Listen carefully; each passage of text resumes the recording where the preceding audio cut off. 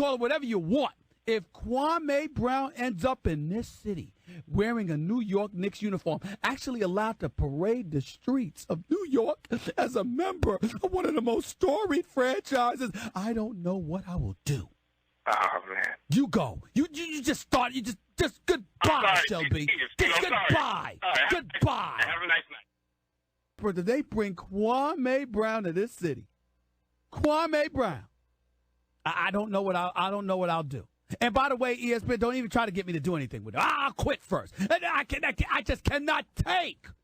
I can't take it. Just the thought of it makes me stutter. So you understand that the Knicks haven't won since 1973.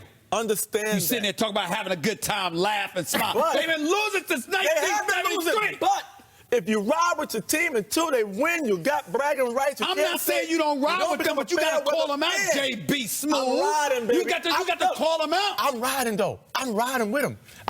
It was one of the most terrific performances I have ever seen from my New York Knicks.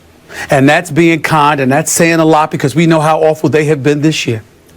You know, then you got a president of basketball operations, Phil, coming in to save the day. But this is after the president at the time, Steve Mills, wasn't made available to the media before he got hired 9 months ago. And we never heard from him but one time, which was the first week he took the damn job. How embarrassing, how pathetic they were last night. 51 points in a quarter to these Los Angeles Lakers.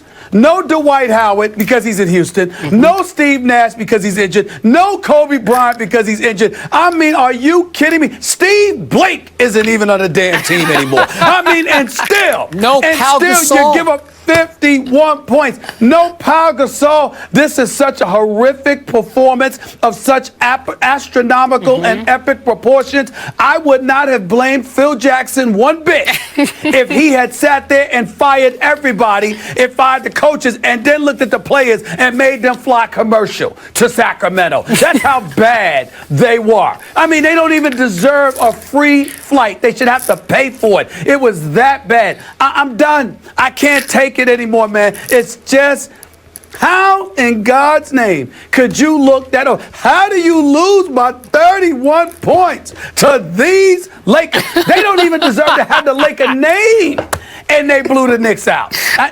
Go ahead, Skip. These Lakers. Can't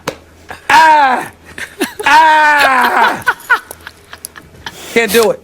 Can't do it. Stephen, are you kidding? You're not going to go to a game this season. No, I'm done.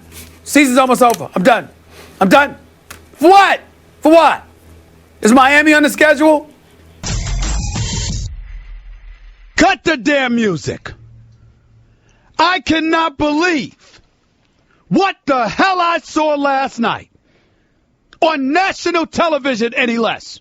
What an atrocity we saw last night. The Los Angeles Lakers were presumed to be a shell of themselves. The record says they're a shell of themselves. Their roster says they're a shell of themselves. Their ownership says they're a shell of themselves. But lo and behold, the New York Knicks come into town, and suddenly they look like the Lakers that were winning championships all of these damn years. Did you see it? Did you see it, New York City? Did you see the atrocity that took place at the Staples Center? 51 points in the third quarter by the Los Angeles Lakers. 51 points.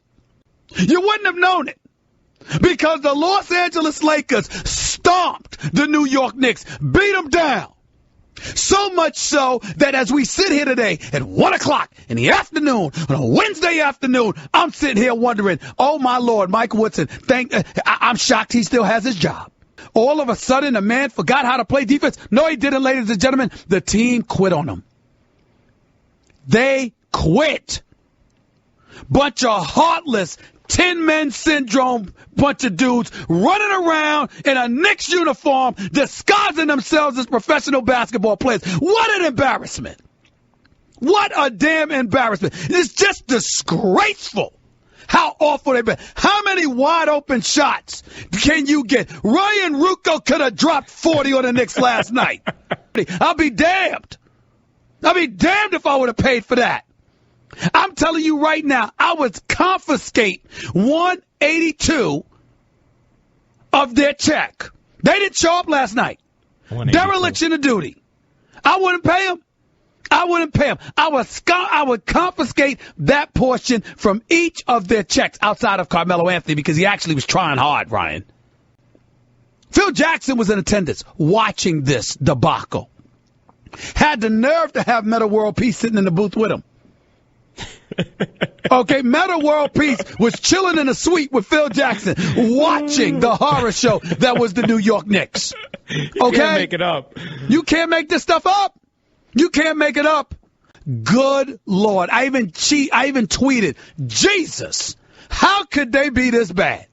I mean, I have never seen more wide open shots. The Philadelphia 76ers didn't give up that many open shots. Yeah, no. And they're an NBDL team. But don't give me Phil Jackson, the savior, coming to the rescue. What damn rescue? The New York Knicks were nothing short of the Titanic last night. They sunk to the bottom of the damn ocean. They're done. A win at Madison Square Garden. Stephen A. Smith in the house on 1050 ESPN Radio coming right at you. Holla at you, boy.